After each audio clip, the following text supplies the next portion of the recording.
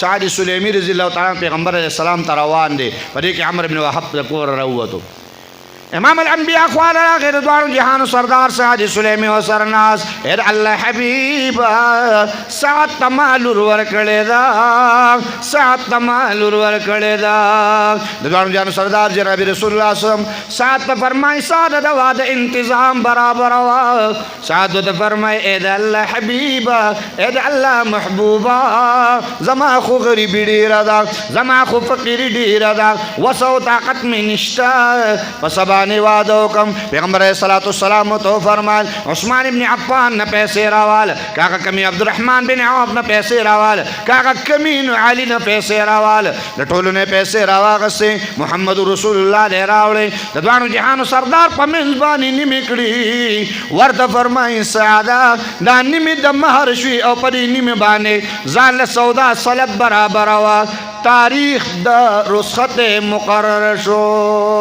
ساتھ فرمائی مدینہ منورہ دا پا مدینہ منورہ کے لگے امزان سودا کوما دواد سودا کوما دیکھ آواز لگی دا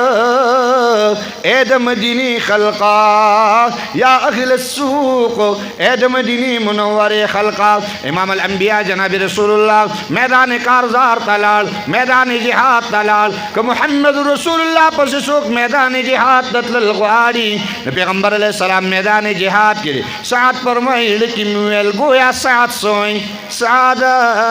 یو خواہ وعدہ دے بل خواہ محمد رسول اللہ یو ساستا خوشحالی دا بل خواہ امام الانبیاء دا خو وفا نشوا دا خو من نشوا دا خو محبت نشو جستا دی وعدہ جوڑ بھی او محمد رسول اللہ دی ترش رنگار کے والارنی دا کم امین دا کم محبت دے زما په وعده کې محمد رسول الله نبی الله اکبر سیو کړل د واده په پیسو باندې تورا دال او یو تور نقاب په واغستو دا ټوله چهره او مخ په پټ کې ځان لاړ میدان کارزار ته روان شو سیو کړل چې په کوم واده کې پیغمبر نه اوس کا جانا چې په کوم علاقه کې په کوم واده کې د خدای پیغمبر خفي مونږه اکه دا واده وایو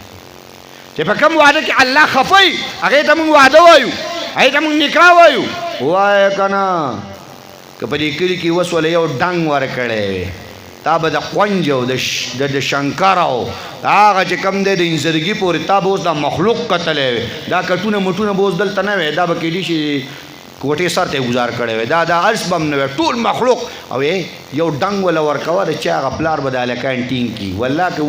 ولي بیا ګډوډ کېږي دا منې په خپله میدان ته رادانګي په هر کور کې درې څلور شته خو یو ډنګ ته ضرورت دی چې ډنګ دې ورکو د هر کور نه دوه او درې راوځي وایي مونږ هم پکې د خپل ولي لږ شان سپک کړو د خیره سره د خپل ولي پکې سپک کړو د خیره سره هر کور کې شته په کوم وعده کې چې الله خفوي مونږ هغه وایي دا وعده دی چې په کوم وعده کې محمد رسول الله خفوي مونږ وایي دا وعده پیغمبر علیه السلام فرمایي الملاهي حرام والجلوس بها فسق والتلذذ بها کفر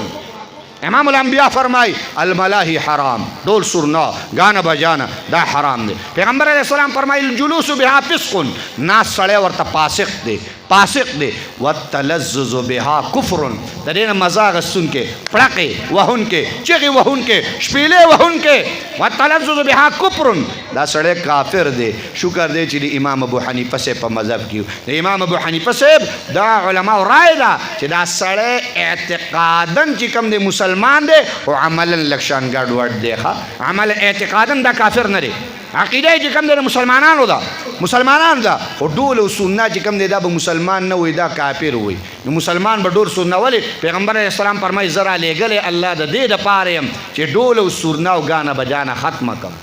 پیغمبر ویزا اللہ را لے گلے دے دا پاریم اور زمان وی نا زمان پا وعدہ کے با اللہ خفا محمد رسول اللہ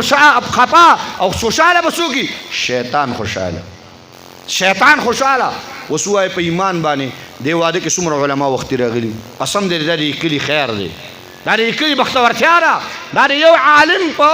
مدرسہ کے موجودی دل دی چلا گئی دا خاطرہ پا سونو علماء تاسول تا وقتی ہولی دل پری کٹونو کے ناسو دا گوی قدمون پری کلی کے خود لشول یو عالم چی پا ادیرہ بانی تیر شی پا رزو بانی پا آغا ادیرہ بانی اللہ تعالی عذاب ختم شی یو عالم دا آغا جی کم نے محض دا علم پا خاطر بانے دا اللہ تعالی رحمتو نگوری گی سمر علماء دا یو عالم پا خاطر بانے سجدی کلی ترالی